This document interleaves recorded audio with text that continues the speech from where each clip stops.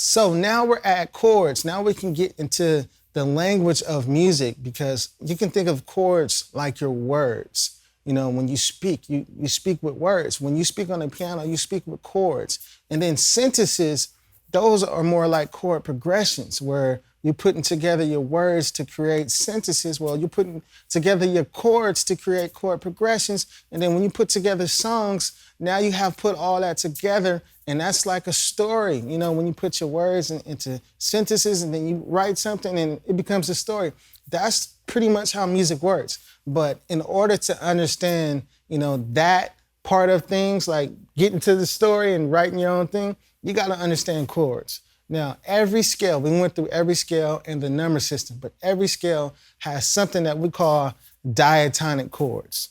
Now, I know that sounds crazy, like diatonic chords. What in the world is diatonic chords? Well, what diatonic means is that the chords are derived strictly from the notes in the scales. Remember when I told you your scales are your map, and that's going to kind of help you to decide or figure out how to move around in any key? Well, diatonically, that means you're going to use the notes that are within the scale, so you're restricted to those notes. So that's what diatonic chords means. Diatonic means that you're going to use the notes that's from the scale. All right? So what we're going to do, we're going to start off in the key of C major so we can see how diatonic chords work. And then you can take this concept and apply it to all the other keys. It's very simple, systematic. All right, so here we go. So C major, we already went over that. It's all white keys, therefore it's the easiest key to see the diatonic chords in. So the first chord is built off of the 1, the 3, and the 5. Pretty much every other note of the scale. So this is your 1 chord, because C is what? C is the 1. So when we think about the number system and someone says go to the 1, well, diatonically, if we think about the most basic chord that you could play, then it would be C major. So C major will be your 1 chord. Now, how this works is all you got to do is scoot every note over 1 degree of the scale. So basically, if we scoot this G over, now we're going to have A. If we scoot this E over, now we're going to have F. If we scoot this C over, now we're going to have D. So now we have a D minor chord. But you can do it like this too as well. You can start with, okay, and D minor, that's our 2 chord.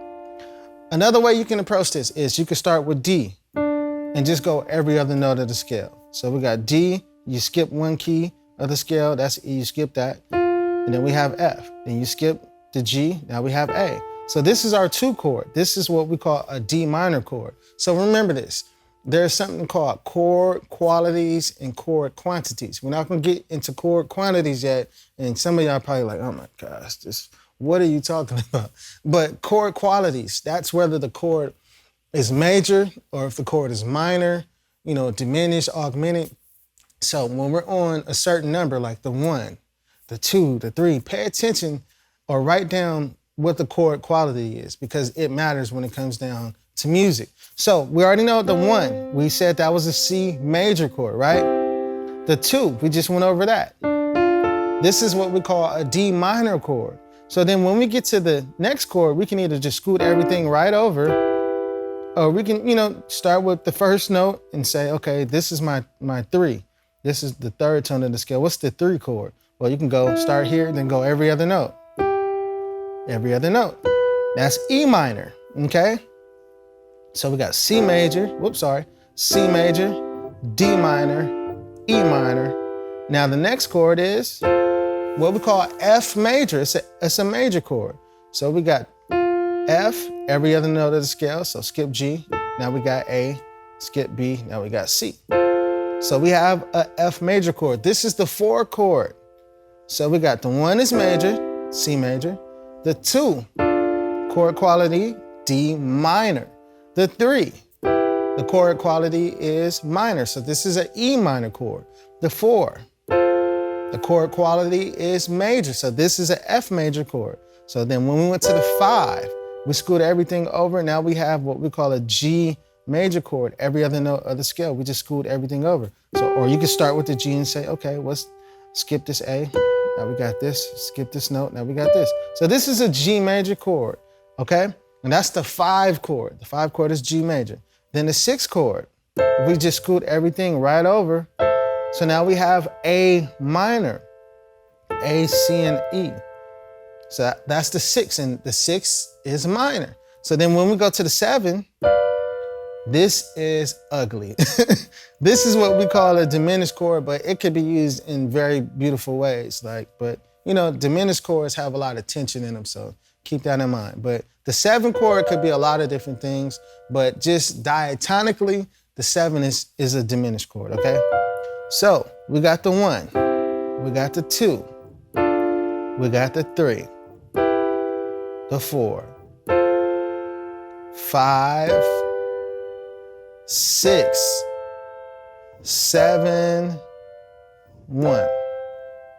So you can take the same concept and figure this out in every key. Now, do you have to do this for this challenge? No, you don't got to do this because you don't have enough time. But the idea is I want you to have a solid foundation when it comes down to understanding how chords work in every key from just a basic standpoint. So even when you're playing a song and you just so happen to go to the 4 and then you say, okay, what kind of chord is this? Oh, it's a major chord. Oh, diatonically, this naturally happens. So it takes out a lot of guesswork when you understand these things. So one thing that I want you to know and write this down is that when you're in any given key, the 1, the 4, and the 5, most of the time, those are going to be your major chords. The 1, 4, and the 5 most of the time are your major chords. Now, everything else is what we call secondary chords. The 2, the 3, the 6. So 2, 3, 6, those are most of the time going to be minor chords. All right? The 2, 3, 6. So we got the 1, 4, 5. 1, 4, 5. 1, 4, 5. That's major. The 2, 3, 6 a lot of times is minor. And then the 7 diatonically, that's different. That's diminished. That's that weird one that we hit. That's the weird diminished chord, but it serves a good purpose. But the 7th tone can play out in a lot of different ways. It can sometimes be minor too, so don't leave that out. The 2, the 3, the 6, and the 7 can be minor too, but it doesn't happen diatonically when we just do it like that. But I mean, I guess it still is diatonic. But yeah, the 7 could be minor, it could be diminished, but just remember the major chords, 1, 4, 5, minor, 2, 3, 6, sometimes 7. All right, so that's it for diatonic chords. We broke a lot down so you can understand the basics of how to get chords strictly from the notes of the scales that you're given and how certain chords are just built a certain way. So when you're on the 1, a lot of times you're gonna play a major chord. When you're on the 4, that's a major chord. So the primary chords versus the secondary chords. Your primary chords are major. Your secondary chords are minor. They could be dominant. They could be diminished. But, those are two different things, but they play a really big role when it comes down to really paying attention to a lot of songs that you play. Especially worship, you're gonna find these concepts to be consistent when you play like slow, pretty worship music because this just happens naturally when you play those type of songs. Try it, like play a song and just, if you end up on a 4, see what type of chord you're gonna play. I guarantee you it's gonna be like, wow, this is crazy, that makes so much sense. But when it comes down to different styles of music, that's when the rules start to change and you get into other types of chords. But we're gonna talk about that in the next video where we get into chord progressions and then different other types of chord qualities. All right, so thanks for tuning in. I'll see you on the next one when you're ready.